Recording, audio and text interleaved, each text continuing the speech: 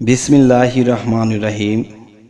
হে জগতবাসী, আজকে আপনাদের সামনে যে আলোচনাটি নিয়ে হাজির হলাম, সে আলোচনাটি হলো, কারো জীবনে যদি এমন কোনো ভয় থাকে যে আপনি কখনো স্ট্রোক হতে পারেন, তাহলে এরকম যদি সমস্যা মনে করেন, তাহলে আমাদের এটিতে নিম্নে লেখা কিছু দেখতে পাচ্ছেন, বা একটু সামনে আর একটু দেখুন, দেখতে পাবেন যে এই আয়াতটি লিখিয়া অবশ্যই আপনি কোন নিয়মে ব্যবহার করবেন সেটা আমি বলে দেব।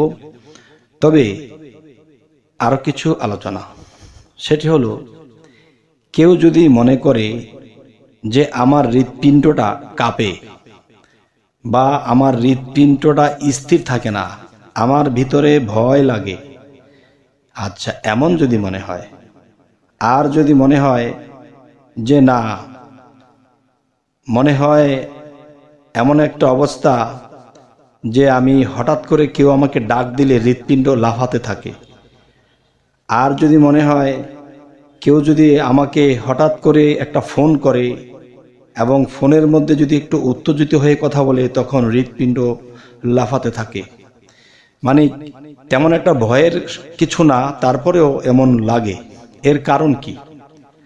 আচ্ছা, এরপরে কেউ যদি মনে করে যে সামনে তার একটা ভয় জাতীয় কিছু বিষয় আছে, যতটুকু ভয় লাগার কথা না, এর চেয়ে অনেক গুণ, 10 গুণ তার ভয় ভিতরে কাজ করে, তখন দেখা গেছে এই বিষয়গুলা কাউকে বলতে পারে না, সইতে পারে না, কইতে পারে না। তখন কি হয়, এই মানুষটি আতঙ্কে থাকে এবং তার হৃৎপিণ্ডটা লাফাতে থাকে। যে দেখা যায় যে যারা জিকির করে, জিকিরকারীরও তো কিন্তু হৃৎপিণ্ড লাফায়, কিন্তু সেই লাফানি কিন্তু এটা নয়, এটা কিন্তু মানুষের একটা রোগে পরিণত। তাহলে আল্লাহ তাআলা কি বলেছে? আমি এই কোরআনটা দিয়েছি আমার দোস্তের কাছে, আমার মোহাম্মদের কাছে, তাহলে এই কোরআনের আইন অনুসারে বুঝে শুনে যদি কেউ চলে, ইনশাল্লাহ সে সুস্থ থাকিবে। তবে আজকের যে আলোচনাটি হলো হৃদয় কম্পনের তদবির। যে কারো যদি হার্ট বা হৃদয় বা কাল্প যদি কম্পিত হতে থাকে, তখন আপনি কি কি করবেন? তো কথাটি আমি আবার বলছি, কোনো লোকের হৃদয় কম্পিত হলে বা হৃদয়পিণ্ডে কোনো প্রকার অসুবিধা মনে হলে নিম্নলিখিত আয়াতটি লিখে তাবিজটি বানিয়ে রোগীর গলায় এমনভাবে দিবে যেন তাবিজটি হৃদয়পিণ্ডের উপরে থাকে। তাবিজটি গলায় দিলে এমন সিস্টেমে দিতে হবে যাতে বুকের ডান পাশে না আসে, নিচে না নামে এবং উপরেও না যায়, ঠিক তার হৃৎপিণ্ডটা যে বরাবর, ঠিক সেখানে আপনার এই কবজটা রাখতে হবে। তখন দেখা যায় আল্লাহর ফজলে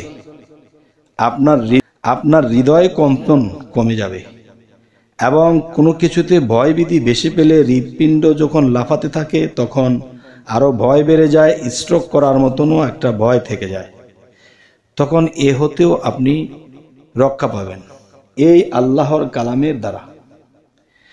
তবে হে জগতবাসী, আমাদের এই চ্যানেলটির নাম হলো, একটি চ্যানেল আছে বিপদ মুক্তির পথ।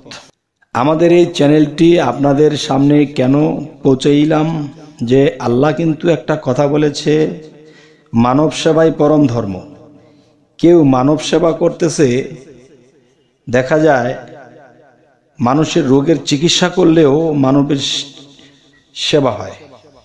কেউ মানুষকে, দুস্থ মানুষকে, গরিব লোককে খাওয়াই দিল, কাপড় পরিয়ে দিল, এটাও একটা সেবা হয়। আমার অর্থনীতি নেই, আমি মানুষকে হাতে কাজ করে দিয়েছি, এটাও একটা সেবা হয়।